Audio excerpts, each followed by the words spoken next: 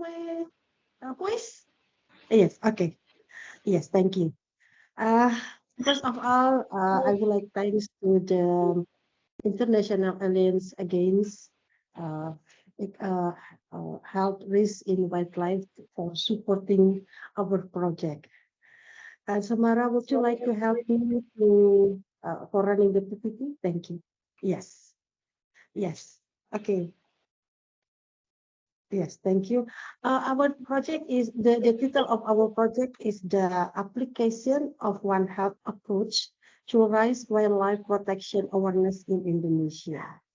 Um, Next slide, Samara. Yes, my presentation will divide into five sessions. Session one about the concept of review and the main idea, and the second about the project introduction. The third is collaborators and partners who work with us, and for the fourth session and the five technical process and change and result will delivered by Samara as the program managers. Okay, slide Samara. Thank you. So the overview and the background of our project is according to the Convention on International Trade in Endangered Species of Wild Fauna and Flora, Indonesia has exported around 25,000 wildlife species to several other countries from 2016 until 2021. That is a big number. But if we see, however, there's number only cover the legal trade, which passed the verification from several strict criteria. We believe if we include the illegal trade, maybe this number more than 2005 uh, to 25,000 trade. So that is a big numbers in wildlife trades. And the risk of spillover from wildlife trade come in the form of the pathogens that would lead to the trade of zoonosis diseases, which risk could come from the practice in the wildlife trade practices. With the big trade, the big numbers that mean the risk for uh, zoonosis in Indonesia is high. So we believe the risk for the emerging infectious disease is high in Indonesia. Why that's happened? Because as maybe you all know, Indonesia consists of many islands. So Indonesia is archipelago country. Indonesia has more than 70,000 islands and consists of 38 provinces and consists more than 700 living native languages. So maybe you can imagine how diversity Indonesia. And Indonesia has um, uh, tropical forests, especially in Sumatra, in Kalimantan Island, in Sulawesi Island, in Papua Island. We have big tropical forest there. And in that forest, many wildlife animal we can find it. Okay, slide, Samara. Yes. So the issue we are dealing with is about the knowledge and awareness. So the public knowledge and awareness regarding the risk and threat of wildlife trade are not sufficient enough. And we want the aim of this project is make them know the risk. So increasing the public knowledge and awareness regarding the risk and threat of wildlife trade is required, and especially since the very young age. So we want to start early because early age education through several media along with encouragement with art and native languages are expected to raise the knowledge, awareness, and concern regarding wildlife trade and the sustainability of its ecosystem among children. Next slide. Yeah. So the project introduction is we develop of illustrated native language storytelling book. The use of native language in Indonesia remains to be one of the significant things to consider in providing education in the community, especially for children. It can carry values and messages in first language to make it more familiar to the readers. And children can be effective messengers to their parents, as they usually be able to pursue their parents, and children is the fast learner. So good for us to give this book start from the children in elementary school. So we use the use of art in any type could be considered as a helpful and fun tool in delivering messages. The illustrated book will be used as a medium to increase awareness and knowledge in the children's room. In this project, we involve 5 OHCC Indonesia to run the project. So under the Indonesia One Health Collaborating Center, we has in Indohun, we has 5 OHCC, One Health Collaborating Centers. That's from west until East Indonesia, from Sumatra Island until Papua Island. So it's very the OHCC is along in Indonesia. Okay, slide Sumara. Yes, so the expected output is storybook. We have 5 trilingual storybook. Trilingual consists of native language, Indonesian language, and English language. So once trilingual book in each area.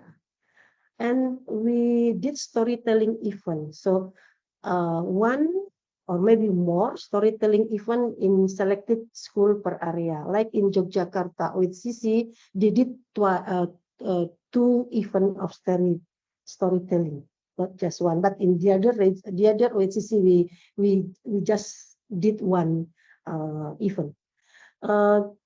We expected change and the result. For that, we set a pre and post assessment result, and we the result of this book can be disseminated through forum and conference. The change and the result, the pre and the post, the analysis of the data we can bring to the conference, and we can disseminate in the other forum. Slide, Samara. Okay. Yes, for the collaborator. Every project or every event in OHCC in One Health Collaborating Center, we always involve 5 main sector. We call it pentahelic. That's the pentahelic. The acronym is ABCGM. A from academic. In this project, academic or professional. In this project, we involve with friends, colleagues from Udayana University, from Indonesia One Health Collaborating Center, from One Health Collaborating Center, from art practitioners. For business, we collaborate with book publishers, and from community, we work with foundation or charity-based organization, non-government organization, like in language and culture, we call it Wiki Bahasa Bali. If we have Wikipedia, we have in Bali Wiki Bahasa Bali especially in Balinese language, work in Balinese language. And we work together with religions and traditional leaders that from community. In government, we work in every level of government because we need the permission or the administration. So we provide authorization to every level of bureaucracy, which would help in the approach to the local community as well as local community and school. So we collaboration with government to encourage community, and we work with media conventional, online, even social media. We work together. We have many friends from media. So if we have event, we just call them and they will come and help us to delivers the event and help us to distribute our event. I like that. So the Pentahelix is in Bali, and in the other OHCC is very, it's work closely. Okay, slide, Samara. Okay, I think for technical process and a next session will deliver by Samara. Please, Samara. Okay, thank you very much, Prof. Sri Budayanti. So I'm going to continue with the technical process and changes and results that we get from the process from the beginning of the storybook development until the end, which is now that we are just finished all of the storytelling events, and we wrap it up with the pre and post assessment analysis. So for the storybook, the first thing that we did back then is to choose the wild animals that can represent each area, because each OHCCs in Indonesia has different area and different topic, different focus that they have to address. Like for example, we have 5 different areas from the west part of Indonesia until the eastern part of Indonesia. For the Aceh, the animal of focus is orangutan. In Yogyakarta is bats. In Bali, we use the long-tailed macaque, and East Java, the Japanese langur.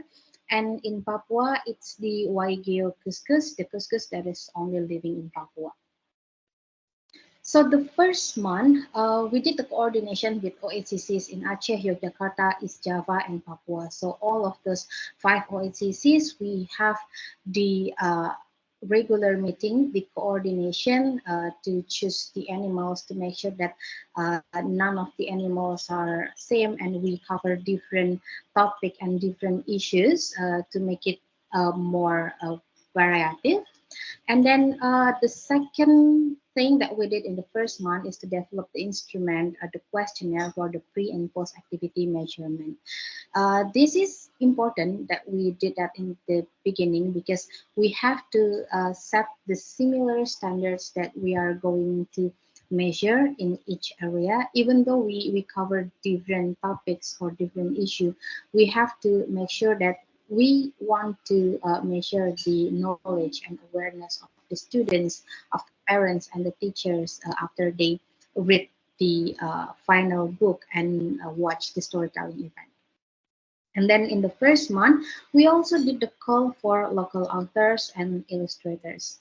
We realized that in each area, they have different kind of illustration style. Like in Indonesia, we have traditional illustration style, we have contemporary illustration styles, and all of those illustration are different in each area. So that we are focusing on using the local authors and local illustrators to work on each of the topic, and each OHCCs can choose their own authors and their own illustrators that can match their concept and their topic. And then after that, we have the meeting with translation partners, both the translation partners for Indonesia to English and Indonesia to the native language. This is maybe a little bit different from one area to another, because there are areas that already choosing their translation partners from the university, because they have the faculty for the translation, like for example from Indonesia to native language. But the other places, we don't have the translation partners from our own faculty in the university, so that we have to engage with the other NGO or maybe the other community that focusing on the translation to native language, or maybe the culture in each area. So this is kind of a little bit different in each areas, and that's what makes it fun. And then for the second month, we choose the authors and illustrators for each area. And then after the authors and illustrators are chosen, we concept and detail the story. and also we develop the illustration. While working on the story concepting and detailing and also the illustration development, each of OHCCs work with consultants, in which the consultants are usually from the veterinarian, the faculty of veterinary medicine, or maybe the people from the OHCC that's already someone who is expert in animal and wildlife, so that we have to make sure that the illustration will be anatomically correct with the wildlife.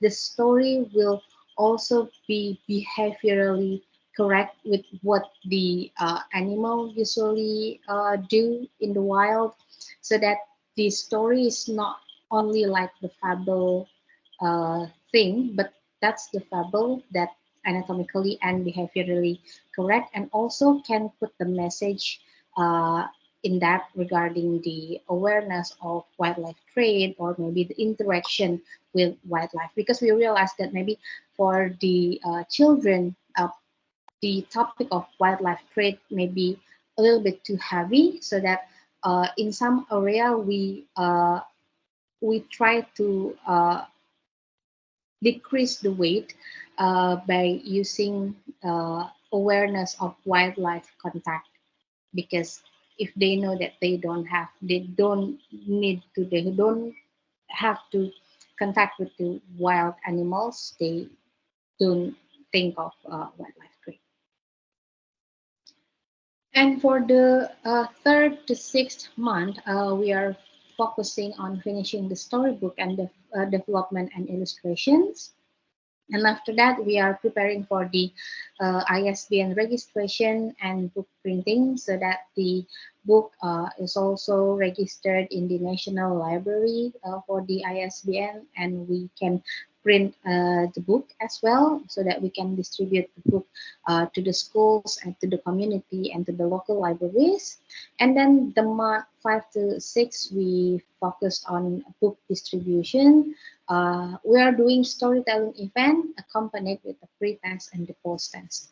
The book distribution is not only on the storytelling event, but we also communicate in several provinces, in several areas with their local education office, education provincial education office, so that our book can be distributed through their library or through their channel to the other school that are not exposed by our storytelling event.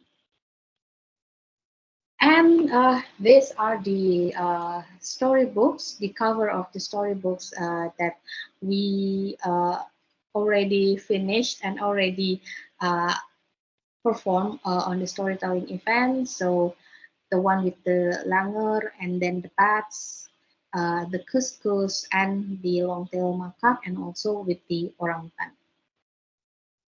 And here are the documentation from our storytelling event from 5 different regions in Indonesia. We actually just finished the whole storytelling event on the 23rd of December last month, so it's really recent, and we currently are doing the analysis of the pre and post test for the students, the teachers, and the parents. But these are the picture, the happiness of the children who are joining our storytelling event, and having watched the performance and read our books. So these are from Bali, from Aceh, and also here from the Papua, Yogyakarta, and in Surabaya. So all of this documentation of our storytelling event, we can share maybe if any of the audiences today would like to know more about the event, would like to know more about what about the book event, uh, we are open to discuss, and we are open to discussion through the email as well. So from the process, what we've learned is that we faced several challenges. The first challenge that we face is that the find the certified native translators. It's kind of funny that in Indonesia we are it's easier that we can find the translators from Bahasa Indonesia to English rather than Bahasa Indonesia to native language. Uh, we speak native language, but not many people have the certification for that. So that's kind of challenge to find the certified native translators for several areas. Maybe for the area that don't have the faculty that can facilitate for the translation to native language. And also in several area, like in Aceh province, in one province, they have more than one native language, so that they have to choose which native language to use in the book that can have more audiences, that can have more impacts. The same one in Papua, because in Papua, they have I think hundreds of native language, and they have to choose one native language that can represent the whole Papua. So that's kind of challenge as well, which is why we are so glad that we have expert to consult with in choosing which language to use. And then we also have the challenges in choosing animal law focus, because turns out in each area we have so many issues, we have so many topics that we need to cover, but we have to make sure that the animal that we are going to use in the storybooks are the animal that the children can relate to. It's not the animals that too strange or too rare that they cannot imagine what animal is that. And also the issue is we have to make sure that the issue is not too heavy for the children, but not too light as well. So that's also challenge. And also another challenge is choosing storytelling media to maximize the impact of the book. Because in each area we have different types of culture. We have different media that we can use, but we want to make sure that the media that we can use can be understood by the whole audiences, the children, the teacher, the parents. So that's kind of challenges, but after consultation with the art practitioner for each area, we can choose what media, what kind of art that we use for the storytelling event. And what went well? We learned that involving local government and local schools in showcase and distribution works really well, because they're welcome for this kind of event, and they're even asking us when are this kind of event are going to be happening again, because they're so welcome for this, uh, and we are really glad for that. Um, we also glad that we involve the animal and wildlife expert as book writing consultant, so that we can make sure that the book is uh, anatomically, behaviorally correct, and scientifically correct as well, but also entertaining enough for the kids to read it. And we also use beta reader for each languages in the book. The beta reader for the Bahasa Indonesia, for the native languages, and for the English, uh, they works really well, and even we have more feedback from the children reader compared to the adult reader, because uh, there are maybe some of the phrase or maybe words that they cannot understand, that we have to change. But thank God that we use the beta reader for each languages in the book, so that the book can be received well by the students, by the children.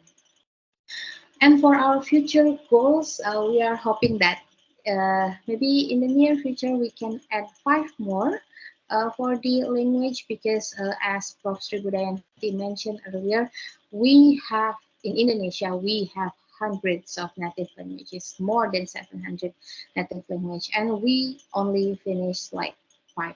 Uh, so this project, we hope that this project will engage more beneficiaries by adding another 5 language for future projects.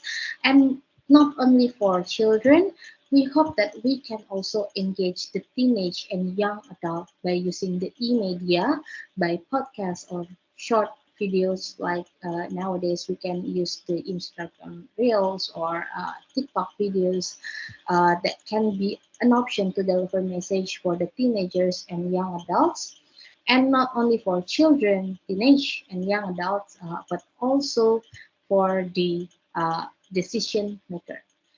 Asking for a change also needs to be done in the policy level. So building white paper or policy brief with related stakeholders is necessary, and we are hoping that we can do all of this project in the future.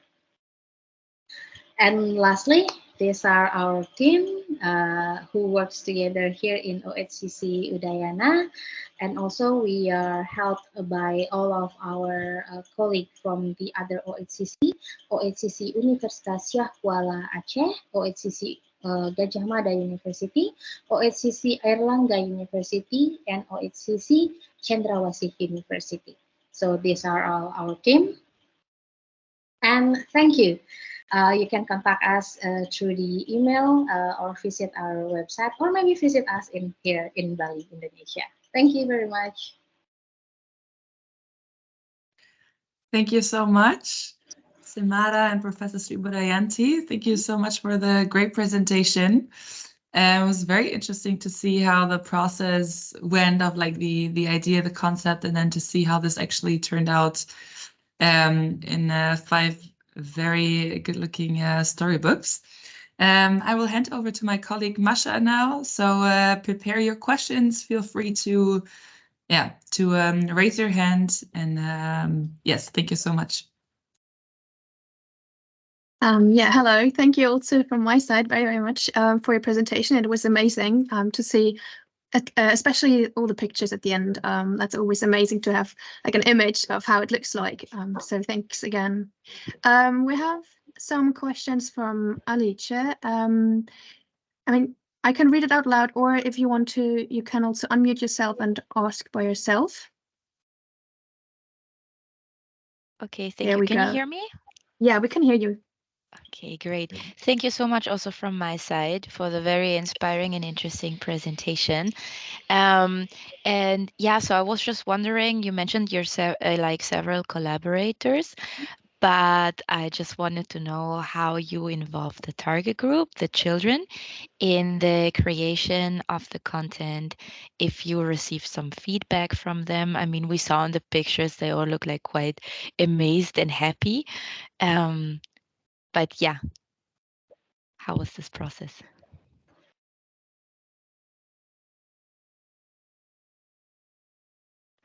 Okay, yeah, Samara, you can answer that. That is technical.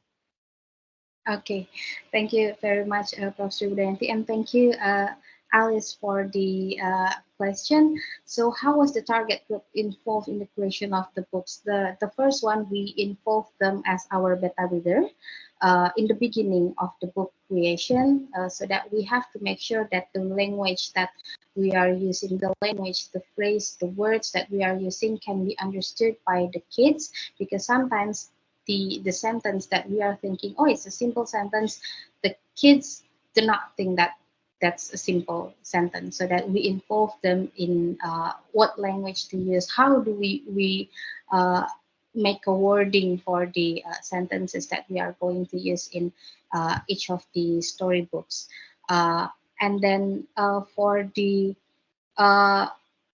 feedback from the children, when we did the storytelling event, we actually have the videos for that, but maybe it's too long to show here.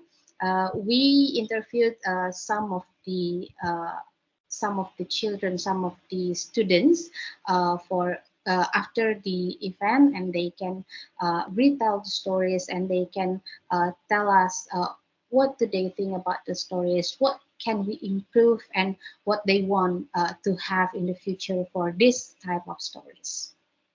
And then the second question, are the stories gender sensitive?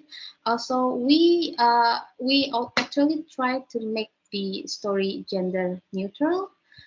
because that's also the JETSI is also a concern here in Indonesia One Health University Network about the gender. So we developed the storybook to be gender neutral, but maybe in some area, we don't mention that, for example, for the animals that we are using in the storybook, we don't mention that whether the animals is male or female, but the animals is the animals. So, and what they can say, what they can do, they deliver the messages.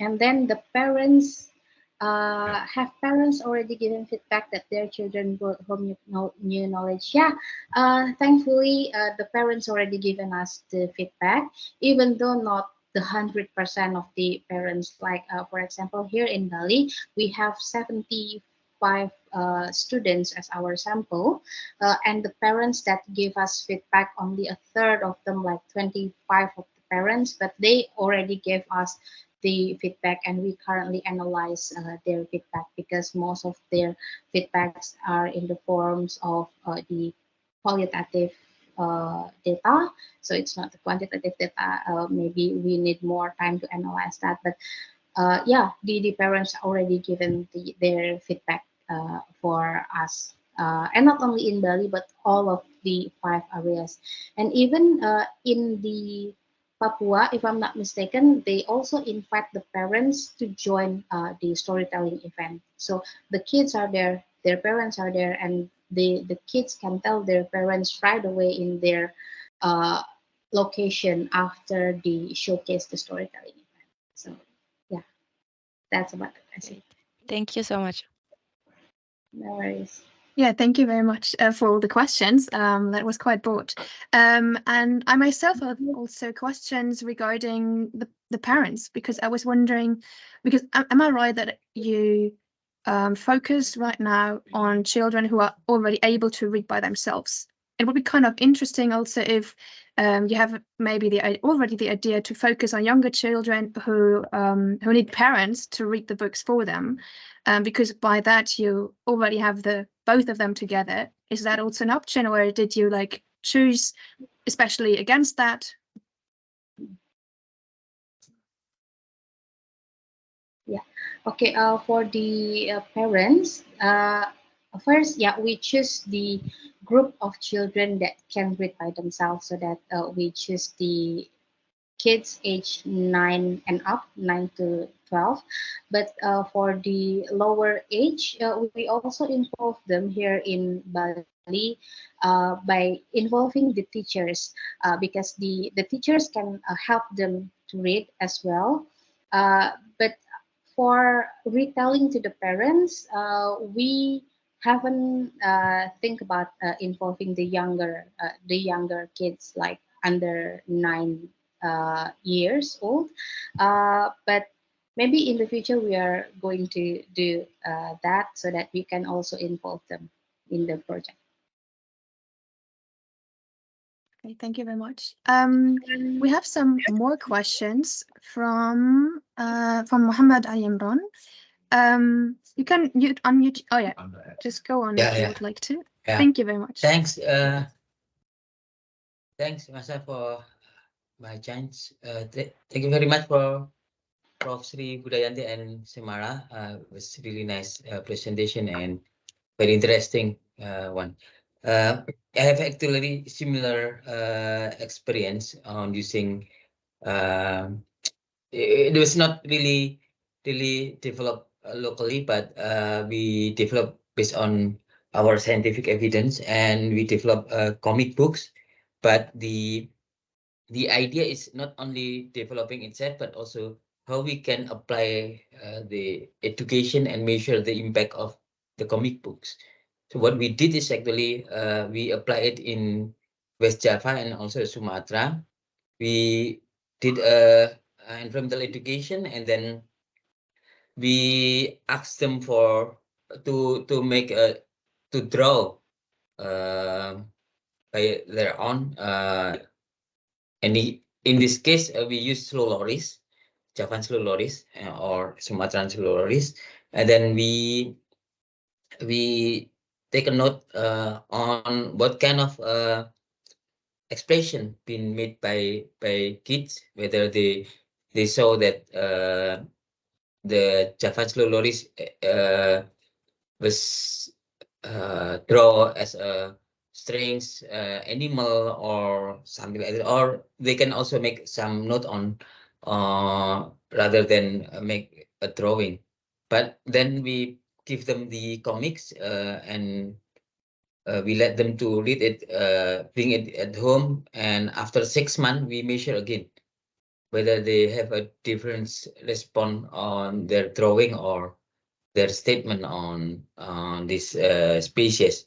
So surprisingly, what we found is that when we make the character of the Javan slow loris with we want to give a message for the kid that the teeth of the Javan slow loris is important because it is for their defense mechanism.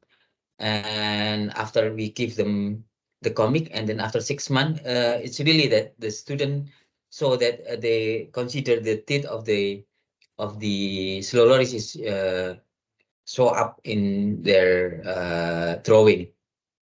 So I give you a link of on our implementation in West Java and also in Sumatra. I hope this will be useful. And yeah, and secondly, currently I'm working in WWF Indonesia, and we would like to, we will be very happy if we can have copies of this material, particularly for the Papua and also Sumatra, Aceh and Papua. So can you explain us how we can get the books? Thank you.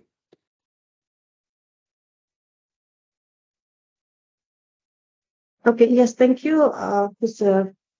Ali Imran. Thank you for your link. So we are going to consider how to evaluate or to determine the indicator for the evaluation the project, our project, like what you did before. For the book, yes, if you want the soft copy, we can send you the soft copy. If you want to the hard copy, we have we make the book 500 copies each OHCC. Correct me, Samara, if I'm miss about the data. So we provide each OHCC is 500 exemplar a book, and we in Udayana we just collect 50. We just keep 50, yeah, Samara, 50 book. It's OHCC in Udayana. But if you want to soft copy, we can send you soon. But for hard copy, maybe we take time to send to you. Right. I mean, you will find the email address in the chat, but also you can also exchange. Oh yeah, I see. So thank you very much for the answer. If you want to like later reach out to OHCC, you can always reach out first to the secretariat or find them also on our website. That's always an option, and it's great if people start to collaborate and to exchange ideas and opinions. I don't see any questions in the chat. Feel free to use the chat if you have some more questions, or raise your hand. I'll wait a couple of seconds if you still need to think about it. I think maybe I would actually also have another question, because this is also something that we've talked about before, and which I found like a very interesting aspect is kind of the translation aspect of how, you know, you translate into also the native languages, because I can also imagine that there's different, I mean, cultural contexts, different concepts maybe that you express in different languages differently, or maybe something that you can actually maybe not translate like 100%. So I mean, I'm not sure how much like of the translation part you can share, but I don't know, have you encountered like or like did the translators encounter a lot of difficulties to actually translate certain expressions or certain ways in native languages?